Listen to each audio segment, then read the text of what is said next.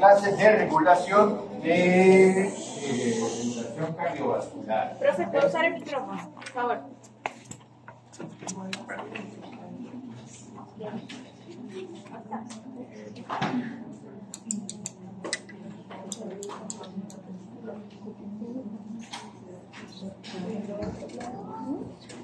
Entonces, les decía que vamos a iniciar la clase de regulación cardiovascular. De acuerdo al programa, los objetivos de esta clase es básicamente explicar los mecanismos de control del tono vascular y la resistencia arteriolar, así como su efecto sobre el flujo sanguíneo y la presión arterial. Y también se va a explicar los mecanismos de regulación de la presión arterial con énfasis en la regulación a corto plazo por medio del paro reflejo. Esto es muy importante para efectos de laboratorio. Los contenidos son bastantes, ¿verdad? Vamos a repasar lo que es la función del músculo liso arteriolar en el control del flujo sanguíneo periférico, que viene siendo el control miogénico, las influencias metabólicas locales, la epidemia activa y reactiva, los metabolitos vasodilatadores, la autorregulación de flujo, la respuesta miogénica, las influencias no metabólicas, influencias secretadas por el endotelio, como el óxido nítrico, las endotelinas, la prostaciclina y los convocanos, influencias nerviosas, vasoconstrictores simpáticos y parasimpáticos en algunos tejidos, ¿verdad? Porque el sistema nervioso parasimpático no es tan importante en la mayoría de los vasos sanguíneos. E influencias hormonales como catecolaminas, epinefrina, norepinefrina, vasopresina y angiotensina 2. Vamos a poner énfasis al barro reflejo, ¿verdad? Y a las vías que regulan este reflejo, ¿verdad? Todo lo que es la vía aferente, la vía deferente, el centro integrador, etc. ¿Okay? Ahora, entonces ya para iniciar la clase, chicos, vamos a hablar de lo que es el control vascular directamente, propiamente dicho. Primero vamos a hablar de lo que es el tono vascular. Como ya ustedes vieron músculo esquelético, ustedes saben que es tono, ¿verdad? El tono es un estado de semicontracción, ¿okay?, del músculo que permite mantener cierta tensión, ¿verdad? Entonces, el tono vascular viene siendo algo parecido, ¿verdad? Es la tensión ejercida por el músculo liso vascular, ¿okay? Este tono, el tono vascular, se mantiene, ¿okay?, a lo largo del tiempo. ¿Okay? Y este mantenimiento del tono vascular es muy importante porque de acuerdo a este mantenimiento se va a regular el flujo sanguíneo de acuerdo a los cambios que pueden ocurrir en la presión y en el volumen de sangre que esté pasando por los vasos. ¿Y esto cómo se logra? Tomando en cuenta la ley de Poiseuille y la ley de Ohm. ¿Ustedes se acuerdan de la ley de Poiseuille y la ley de Ohm? Entonces, ¿qué es lo que pasa en este caso? Si hay una vasoconstricción, por ejemplo, si hay una vasodilatación por un aumento de flujo, ¿okay?, entonces el tono del músculo va a hacer que este se contraiga de forma tal que el flujo vuelva otra vez a su estado normal. ¿Okay? Entonces, a eso es a lo que se refiere con el tono vascular. Regula el calibre del vaso, específicamente los vasos de resistencia, que son los vasos que tienen la pared con bastante músculo liso, que en este caso serían las arteriolas, ¿okay?, y por lo tanto regulan el flujo sanguíneo. Entonces, ¿qué dice la ley de Ohm y qué dice la ley de Poiseuille en este sentido? Recuerden ustedes que la ley de Poiseuille determina la resistencia. ¿Qué dice la ley de Poiseuille? ¿Recuerdan?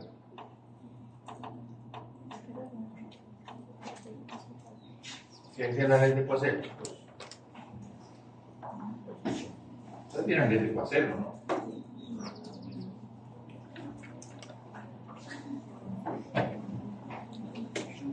A ver, recuerden que la ley de Poiseuille dice que la resistencia es igual a 8 por la longitud por la viscosidad entre pi por el cuadrado de barra 4. ¿Verdad? Entonces, la longitud del vaso la podemos quitar, la viscosidad la podemos descartar porque más o menos es la misma para todos los seres humanos. El pi es una constante y quedaría sobre el radio. Entonces, ven ustedes que el radio es inversamente proporcional a la resistencia. Si disminuye el radio, aumenta la resistencia. ¿Ok? Y viceversa. Entonces, ¿qué pasa si aplicamos esta fórmula a la ley de Ohm? La ley de Ohm se relaciona con el flujo. El flujo dice que es igual al cambio de presiones entre la resistencia. Entonces, si aquí está aumentando la resistencia, ven ustedes que la resistencia es inversamente proporcional al flujo. Si aumenta la resistencia, ¿qué pasa con el flujo? Disminuye. ¿Ok? Entonces, a eso es a lo que se refiere ese control tan fino a nivel de los vasos sanguíneos. Entonces, cuando hay o cambios en la resistencia de la pared, van a darse también esos cambios regulatorios en el músculo liso que van a permitir que el flujo se mantenga lo más constante posible. ¿Okay? Mediante la relajación o la contracción de ese músculo liso por factores extrínsecos o por factores intrínsecos, que todo eso lo vamos a ver ahora. ¿Okay? Entonces, ven ustedes que el tono basal es el tono que se mantiene constante a nivel del sistema cardiovascular. Es el resultado de estados de vasoconstricción y vasodilatación tónica, es decir, que se mantienen a lo largo del tiempo debido a pequeños cambios que ocurren a nivel del flujo y la presión sanguíneas. ¿Okay? Entonces, este tono vascular se va a encargar de regular el flujo sanguíneo en las diferentes regiones del cuerpo, la presión arterial, el reclutamiento y presión capilar y la presión venosa central. ¿Okay? Entonces, todos esos factores son regulados por el tono, por el control del tono vascular, gracias a la contracción del músculo liso de la pared de los vasos sanguíneos. ¿Okay? Entonces,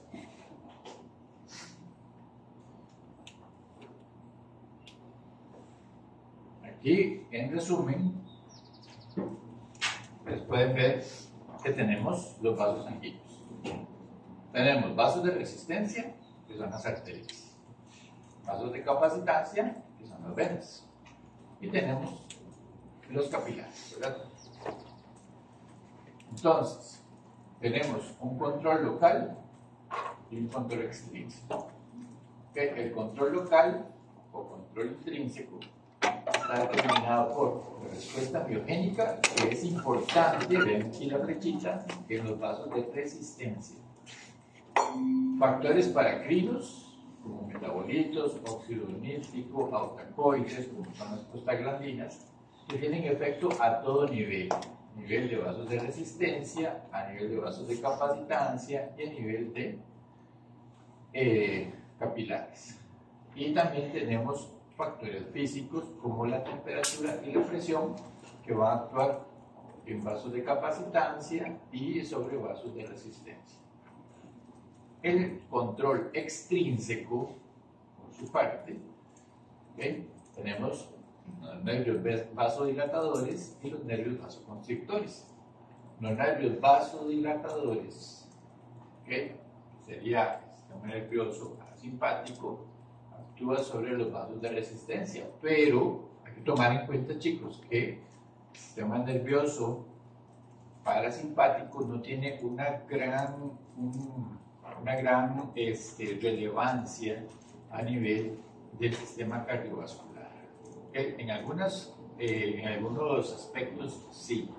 Por ejemplo, a nivel de los vasos sanguíneos del pene que generan la erección, sí, el sistema nervioso parasimpático tiene importancia. ¿Ok?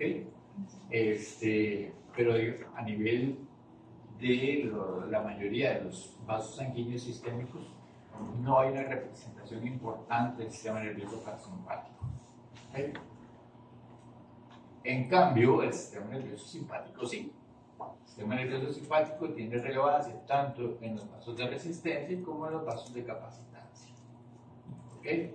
Y factores endocrinos como la adrenalina, la angiotensina y la vasopresina que actúan tanto en vasos de capacitancia como en vasos de resistencia.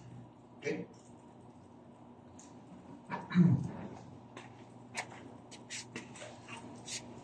Esta está tal cual, tienen que saberse los chicos.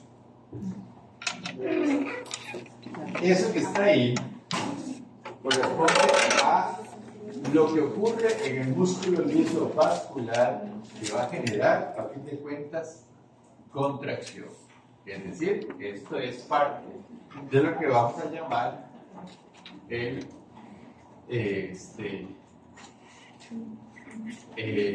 es parte de lo que ocurre, de lo que acabamos de ver, como respuesta a los cambios de presión y cambios de volumen. ¿Okay?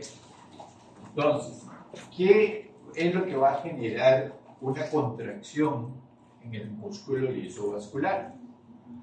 Lo que va a generar una contracción en el músculo liso vascular pueden ser estos tres factores: el aumento de la concentración de calcio intracelular, la disminución de la concentración de AMP cíclico o la disminución en la concentración de GMP cíclico.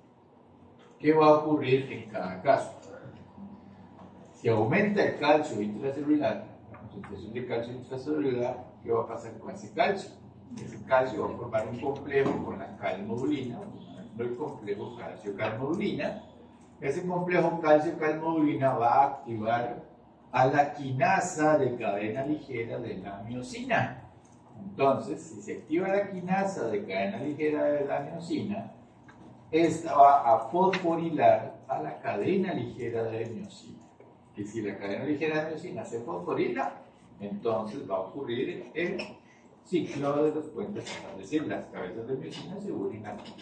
Y entonces se contrae el músculo, ¿verdad? Entonces hay contracción. ¿Qué pasa cuando disminuye el AMP cíclico intracelular? Si disminuye el AMP cíclico intracelular, disminuye la actividad de la proteinquinasa A. Si disminuye la actividad de la proteinquinasa A, entonces, ¿qué va a ocurrir? Lo que va a ocurrir es que se va a producir una disminución en la fosforilación de la cadena, de la quinasa de la cadena ligera de miosina. ¿Ok? Entonces, si la quinasa de cadena ligera de miosina no está fosforilada, ¿verdad? Entonces, esta va a poder fosforilar a la cadena ligera de miosina. ¿Sí me comprenden eso? Lo que quiero decir es que mientras la quinasa de la cadena ligera de miosina esté fosforilada, está inhibida. ¿Ok? Entonces, si la proteinquinasa A, que se encarga de fosforilar a la quinasa de cadena ligera de miosina, se encuentra disminuida, pues entonces no va a fosforilar a la quinasa de cadena ligera de miosina. Entonces, ¿qué va a pasar aquí? Que esta va a poder fosforilar, por lo tanto, a la cadena ligera de miosina. ¿Sí me entendieron? ¿Podría repetirlo? Ok. La quinasa de cadena ligera de miosina, en términos generales, se encarga de fosforilar a la cadena ligera de miosina, que es una quinasa, ¿verdad? Pero si esta quinasa se encuentra fosforilada, se encuentra inhibida. ¿Ok? Está inhibida. Entonces, si hay una disminución de la concentración de AMP cíclico intracelular, hay una disminución de la proteinquinasa A. La proteinquinasa A normalmente se encarga de inhibir a la quinasa de cadena ligera de miosina por fosforilación, ¿verdad? Entonces, si la proteinquinasa A está disminuida o no está siendo activada, entonces esta no va a poder fosforilar a la quinasa de cadena ligera de miosina. Entonces esta va a quedar libre, ya no va a quedar fosforilada. Y al no quedar fosforilada, puede entonces fosforilar a la cadena ligera de miosina. y entonces va a producir contracción. Ahora sí, es un poco como, es por los nombres, que se da un poco, pero... Y es exactamente lo mismo que pasa con la concentración de GMP cíclico, ¿verdad? Si disminuye la concentración de GMP cíclico intracelular, entonces disminuye la actividad de la PKG, ¿verdad? Si disminuye la PKG, entonces esta no va a fosforilar a la quinasa de cadena ligera de miosina. Y si esta no se fosforila, no se inhibe. Entonces, al no inhibirse, va a actuar sobre la cadena ligera de miosina fosforilada. Y al fosforilar va a producir contracción. ¿Sí? ¿Podría volver a explicar esa parte, por favor? Es que ¿Cuál? Esta última, la de la disminución. Es exactamente igual que la anterior. Exactamente Es igual, nada más que en lugar de ser AMP cíclico es GMP cíclico. Ah, Jefe, perdón, es que no estoy entendiendo si la MLC-KC funciona cuando está fosforilada o desfosforilada. Usted me está preguntando por esta. Sí, que es la misma No, la de esta, a ver, cuando está así, Ajá. a ver que aquí está sin la Sí, P, desfosforilada. está desfosforilada, está activa, Ok. ¿verdad? Si la quinasa, cualquiera que sea, esta o esta, le pega un fosfato, la inhibe, Ok. ¿verdad? Entonces, en este caso, como estas quinasas están bajas, o no están activas, no van a fosforilar a la quinasa de cadena ligera, entonces la van a dejar libre. Entonces, esta ya libre puede fosforilar ella a la cadena ligera de miosina. ¿Sí? ¿Vamos? Bueno, es que se supone que la que está inhibida no afecta a la MSP, porque la de la primera línea tampoco. O sea, porque MSP también aumenta ahí si está fosforilada. Entonces, desfosforilada.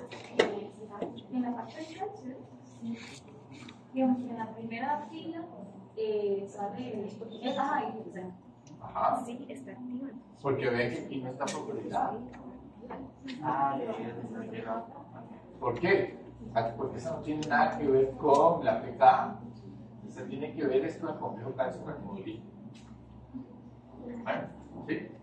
de una pregunta, digamos, si la pH, digamos, en la segunda, la tercera también. ¿Quiere que se lo haga en un dibujo mejor? Sí, sí.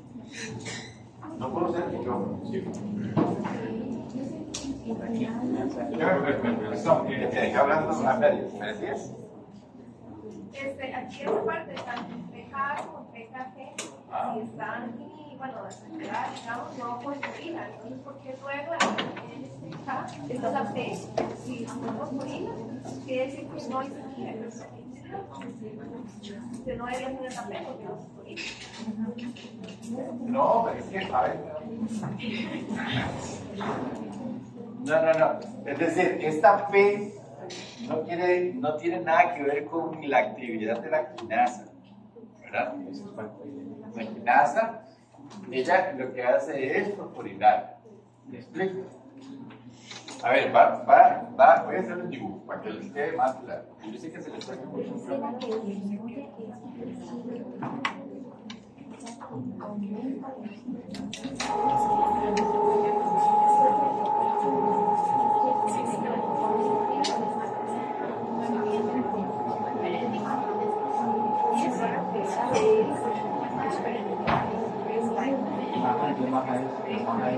A ver, tenemos aquí la membrana de la célula, ¿verdad?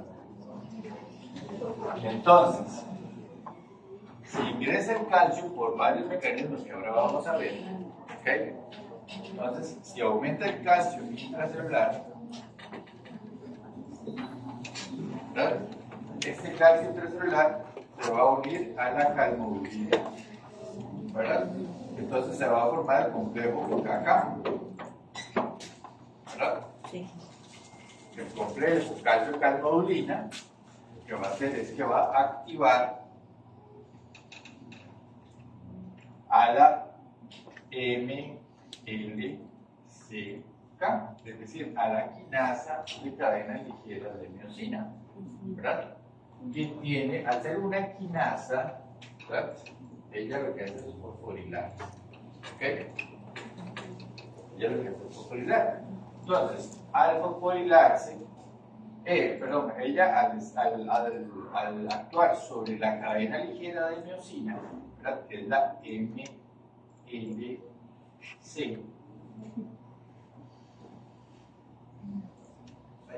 Al revés.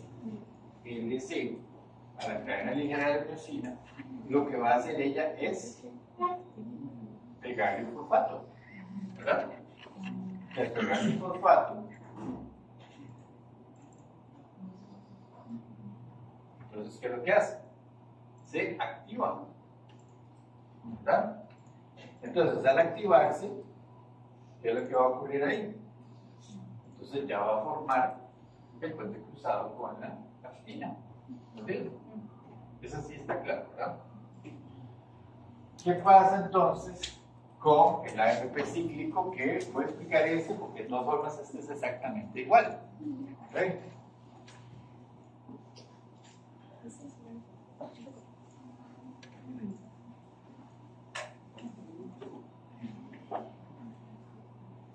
Entonces, el AMP cíclico. ¿Okay? Si el AMP cíclico normalmente lo que hace, ustedes saben que por proteína G, lo que hace es que activa una proteína A, ¿verdad? Entonces, digamos que aquí tenemos un receptor 7TM, aquí está la proteína de tipo GS, ¿verdad? Y esa proteína de tipo GS activa a una guanilato ciclasa. Una adenilato ciclasa. La adenilato ciclasa lo que va a hacer es que va a convertir el ATP en AMP cíclico. ¿Verdad?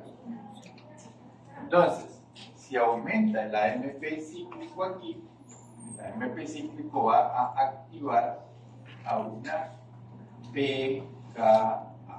¿Verdad? A una proteína A. ¿Cierto? Ustedes lo saben, ¿verdad? Ahora, esa proteína A lo que va a hacer es que va a fosforilar a la MLCK, ¿verdad? Le va a pegar un fosfato.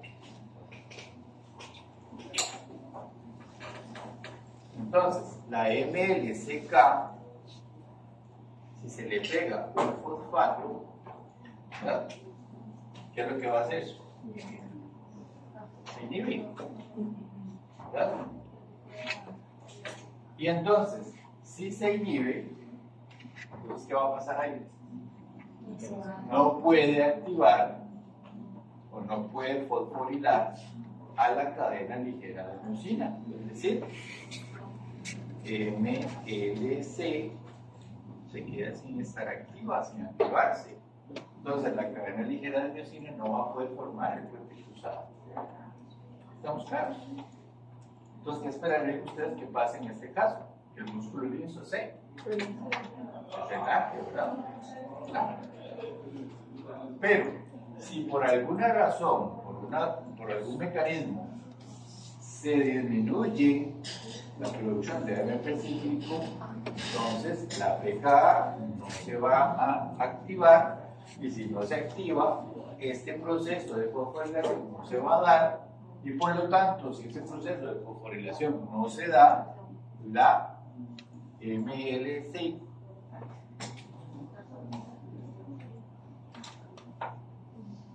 no se va a fosforilar, y al no fosforilarse, entonces sí puede activar, o sí puede unirse, o sí puede fosforilar a la cadena ligera de miosina. Ahora sí. ¿Más claro?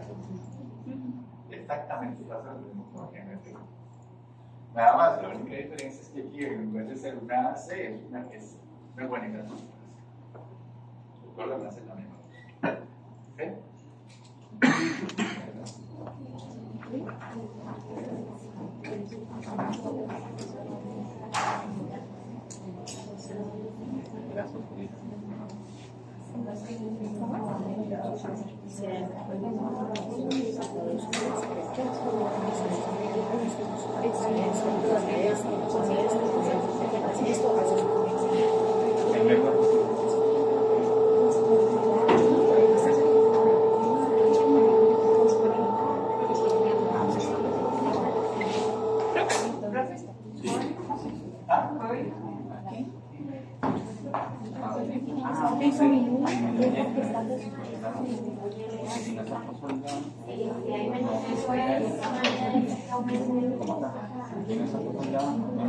Ahí disminuye, aquí disminuye la actividad, sí, pero es que está fosforilada.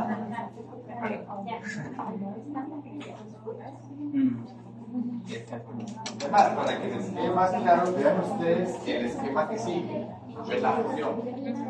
¿Qué está pasando aquí en relajación? Es exactamente la diapositiva anterior, pero al revés. ¿Verdad?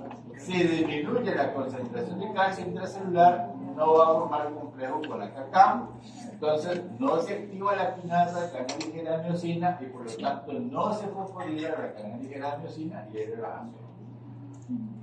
Si aumenta la concentración de AMP cíclico intracelular, se activa la proteína quinasa A, esta va a fosforilar a la quinasa de cadena ligera de miosina y al estar fosforilada está inhibida.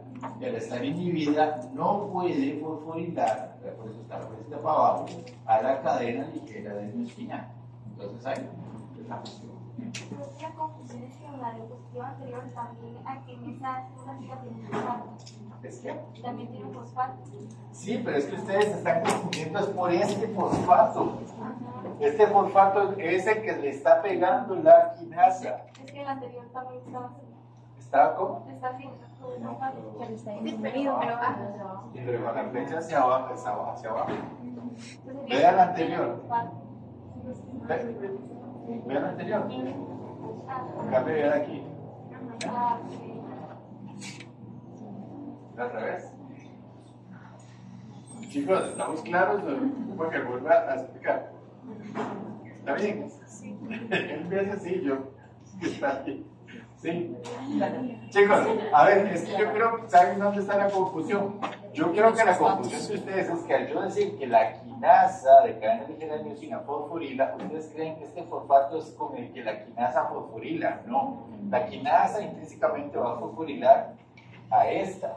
Pero si se le pega este fosfato que es adherido por la PKA, lo que hacemos es inhibirla. Este fosfato no es de la FLCK, este fosfato se le está pegando esta. ¿Ok? Entonces al pegarlo, la inhibe. ¿Ahora sí?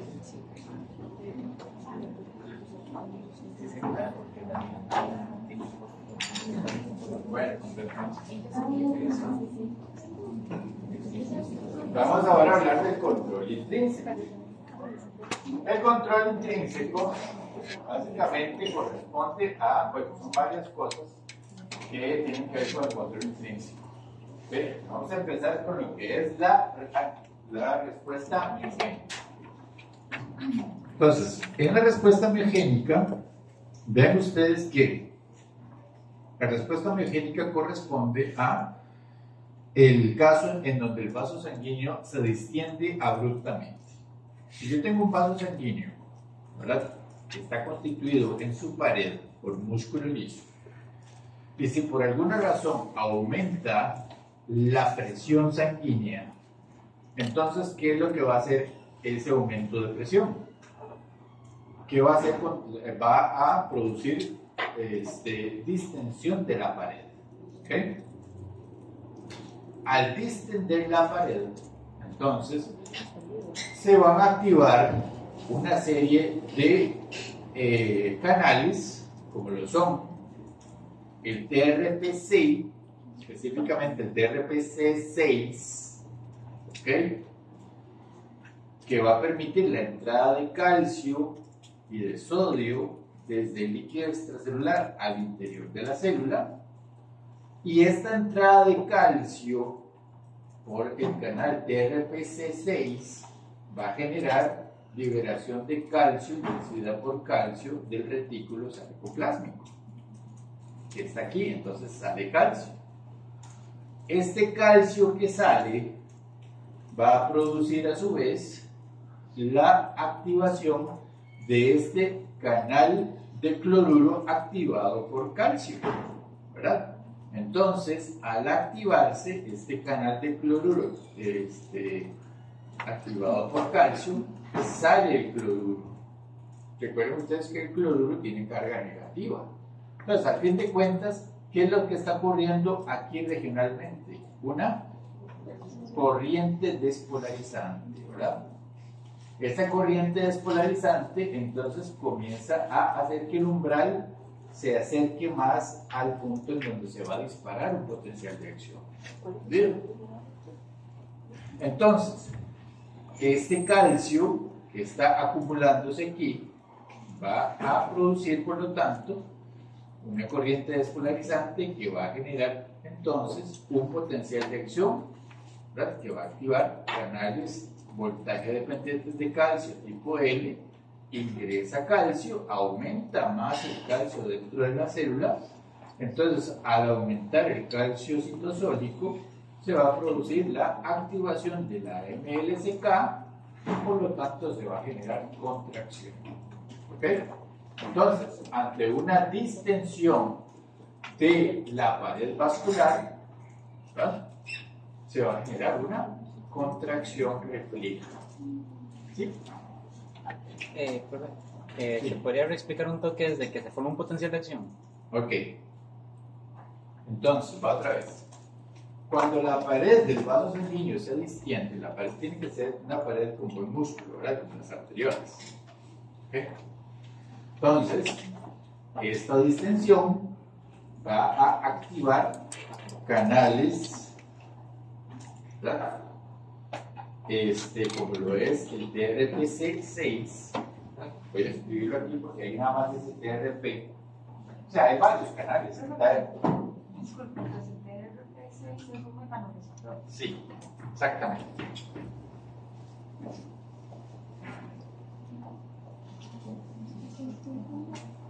Hay otros más, aquí está el TRP1, el TRP3, hay varios, pero el más importante es el TRP6, C6. ¿Ok? Entonces, el TRPC6, ¿okay?, al activarse con la distensión, al ser un mecanismo receptor, como dijo la compañera, exactamente, se va a abrir con la distensión. Al abrirse, va a permitir la entrada de cationes, principalmente calcio y sodio. Entonces, esos cationes que ingresan van a generar aquí una corriente despolarizante, es decir, va a producir una carga positiva aquí, ¿entendés?, en el interior de la célula. Esta corriente, esta entrada de calcio, a su vez, va a generar la salida de calcio inducida por calcio del retículo sarcoplásmico. ¿Ok? Entonces sale más calcio todavía hacia el citosol, proveniente del retículo sarcoplásmico. Entonces se acumula todavía más calcio. Ese calcio que se está acumulando aquí va a producir que se abran canales de cloruro activados por calcio. El cloruro, como tiene carga negativa, y al estar saliendo, ¿qué es lo que está generando? Una despolarización. Entonces, si tenemos una corriente despolarizante por la entrada de cationes y por la salida de aniones, ¿verdad?, entonces esta corriente despolarizante va a generar, por lo tanto, un potencial de acción. Ese potencial de acción va a hacer que se abran canales de calcio de tipo L, voltaje dependientes, ingresa un montón de calcio, y ese montón de calcio va a incrementar en conjunto con el que ya había aquí, ¿verdad? Entonces va a hacer un montón de calcio aquí, y ese montón de calcio ahí, ¿qué es lo que va a hacer? Se va a unir a la calmodulina, y al unirse a la calmodulina forma el complejo calcio-calmodulina, y entonces la calcio-calmodulina va a activar a la MLCK, y la MLCK, ¿qué es lo que va a hacer? Activar a la cadena ligera de miosina, y la cadena de miosina entonces va a formar el puente cruzado. Ahora sí. Entonces, ¿qué es lo que va a generar? contracción del músculo liso. Entonces, hasta ante una distensión de la pared del músculo liso vascular, se va a producir una vasoconstricción refleja por este mecanismo. ¿Entendido? Ese es el control miogénico y es uno de los más importantes reguladores de flujo. ¿Ok? ¿Sí les queda claro, chicos? ¿Todo bien? ¿Sí? Aquí está en resumen, ¿verdad? Este es el diagrama de flujo. Ante un aumento brusco de la presión arterial, se produce distensión de la arteriola o de la arteria, se van a activar los canales, o se van a abrir canales TRP, en este caso TRP-CC, regulador de cloruro, que son los canales de cloruro activados por calcio. Algunos mencionan los INAX, también hay los piezo 1, ¿verdad? Pero los que mencioné, los más importantes, los que mencioné hace un rato, son los TRP-C6 y los canales de cloruro. ¿Okay? Entonces se va a producir una corriente despolarizante. Esa corriente despolarizante va a producir despolarización, se abre un canal de calcio tipo L, voltaje dependiente, se incrementa el calcio citosólico, que va a producir una vasoconstricción miogénica inicial por el mecanismo de vasoconstricción normal que se produce por la unión del calcio a la calmoglina. Entonces esto va a generar una respuesta prolongada de contracción. ¿Ok? ¿Qué importancia tiene la respuesta miogénica? Bueno, la respuesta miogénica es importante porque contribuye al tono basal. ¿Okay? El tono basal es el tono o el estado tónico, ¿verdad?, en que se mantiene el músculo liso vascular. Y es un mecanismo de protección ante aumentos o disminuciones súbitas de la presión arterial. ¿Ok? Ahora, ¿qué interfiere en la respuesta miogénica? Hay varios mecanismos que interfieren en esa respuesta miogénica. Tenemos los bloqueadores de las TRPC, como es el gadolíneo, los bloqueadores de los canales de cloruro, ¿verdad?, los bloqueadores de los ENACs, como la amiodarona, o los bloqueadores de los canales de calcio. Estos fármacos se utilizan como antihipertensivos, de hecho. ¿Okay? El más conocido es el bloqueador de los canales de calcio, ¿verdad? Ahora, la amiodarona se utiliza más para personas que tienen problemas más cardíacos que vasculares. Pero de todos los más conocidos como vasodilatadores son los bloqueadores de los canales de calcio. Bueno, en esta diapositiva lo que me interesa es el gráfico de aquí, ¿verdad? Aquí tenemos el tono basal. Este es el tono del vaso sanguíneo a nivel de arteriola, de arteria, arteriola, capilar y vena. Si aumenta la presión, que pasó de basal a aquí, ¿verdad?, que sería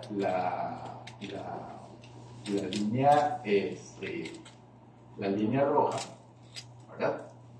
Entonces la autorregulación del flujo sanguíneo va a hacer que aquellos vasos que tienen más representación de músculo liso, que serían las arteriolas en este caso, van a hacer que al producirse la contracción debido al efecto miogénico, ven ustedes que si aquí se distendió por la presión, al contraerse, entonces ven ustedes que llevan o obligan, por decirlo así, a regularse nuevamente la presión al estado basal en que se encontraba. ¿Ven? Esta es la línea basal. Se subió la presión y ven ustedes que por efecto miogénico se está obligando, estas flechillas son como que la misma contracción está obligando otra vez a llevarlo a su estado basal. ¿Ok?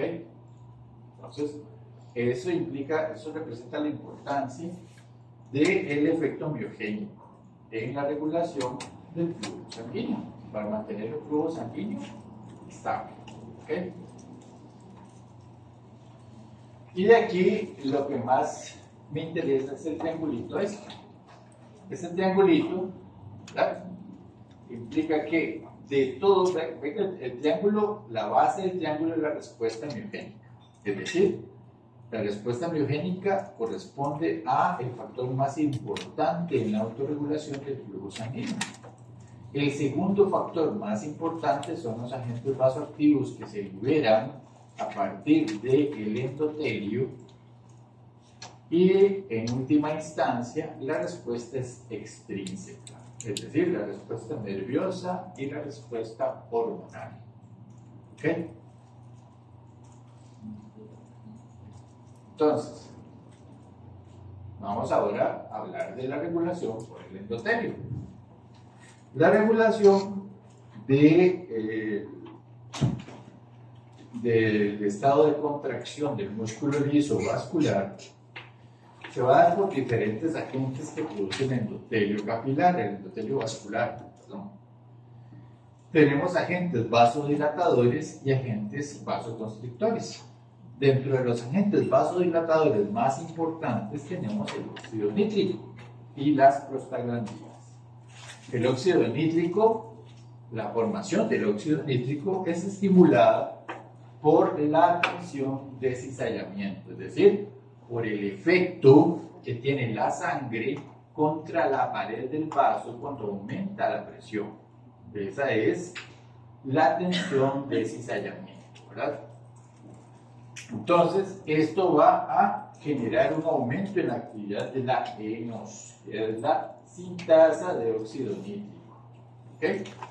Entonces, al activarse esta sintasa de óxido nítrico, se va a generar óxido nítrico, que es liberado y que va a actuar sobre el músculo liso que se encuentra detrás del endotelio vascular, ¿verdad? O sea, el óxido nítrico se libera de ese músculo liso. Entonces, el óxido nítrico lo que va a producir es vasodilatación del músculo liso vascular por aumento en la actividad de la guanilato ciclasa, ¿verdad? Ahora, las prostaglandinas, ¿okay?, que son sintetizadas a partir del ácido araquidónico, está asociado a procesos proinflamatorios, ¿verdad? Porque las prostaglandinas son, pues, agentes que se liberan ante estados de inflamación. También son producidas por el endotelio, específicamente por fibroblastos, macrófagos y leucocitos. Estas prostaglandinas se unen a receptores de tipo EP o IP que mediante actividad GS, ¿verdad?, inducen su acción. Entonces, dentro de las más importantes prostaglandinas vasodilatadoras tenemos la prostaglandina E y la prostaglandina I, que contribuyen también a la hiperemia reactiva. Y ahora vamos a ver qué es hiperemia reactiva y qué es hiperemia metabólica. ¿Ok? Entonces, los vasoconstrictores que tenemos son la endotelina y el tromboxano. La endotelina normalmente es secretada por el endotelio vascular en forma constitutiva, es decir, siempre la está produciendo para mantener cierto grado de vasoconstricción. La endotelina va a actuar sobre receptores ETA y ETB que se encuentran en los miocitos de la pared arterial, ¿ok? Y también de la pared de las venas. Entonces, ¿mediante qué vía actúa la endotelina? La endotelina actúa mediante una vía asociada a proteína G, ¿verdad? Entonces activa la vía fosfatidilglicidol, esta es una fosfodiesterasa, fosfatidilinositol y todo esto, ¿verdad? Y entonces este metabolito va a activar la TRPC, ¿verdad? Y la TRPC, que ya la había mencionado anteriormente, ¿verdad? Esto de acá, ¿ok? ¿Qué es lo que va a generar? Va a producir el ingreso de cationes no selectivos, es decir, de sodio y de calcio, que ingresan al cerebro. Y entonces esto se va así se eleva la concentración de calcio libre citosólico. ¿Okay? Y el tromboxano, que es sintetizado a partir de ácido araquidónico también, por vía de la COX-2, de la ciclooxigenasa en endotelios y plaquetas, van a producir una elevación de la concentración de calcio citosólico a través de la activación de receptores de tromboxano A2. ¿Ok? La hemoglobina se une a los ácidos receptores, ¿esta y esta? ¿Perdón? La hemoglobina se une a esos receptores. Sí. Sí. Estos receptores ETA y ETB son receptores asociados a proteína G. ¿Verdad? Entonces, ¿qué es lo que va a formar al final? Va a formarse fosfatidilmositol y lo que ya ustedes saben, ¿verdad?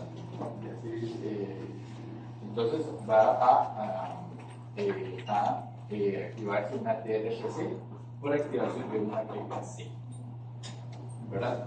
Y entonces, esta TRPC, que es este mismo que estoy mencionando aquí, ¿qué es lo que va a permitir? Que ingresen calcio, en vez de sodio, como lo vimos en la diapositiva anterior, ¿verdad? En esta de acá, en esta, ¿verdad? Ingrese calcio, sodio, estos son los TRPC. Entonces, ¿qué se va a producir? Una corriente despolarizante, ¿verdad? Entonces, ¿qué va a pasar? Se va a producir vasoconstricción, ¿verdad? Porque se eleva el calcio libre citosólico. Y el tromboxano, ¿verdad? Lo que hace es elevar el calcio citosólico por la activación de receptores del complejo tromboxano A2. ¿Ok? Entonces, chicos, vamos a hacer eso. Bueno, cuidado que ustedes tienen que hacer.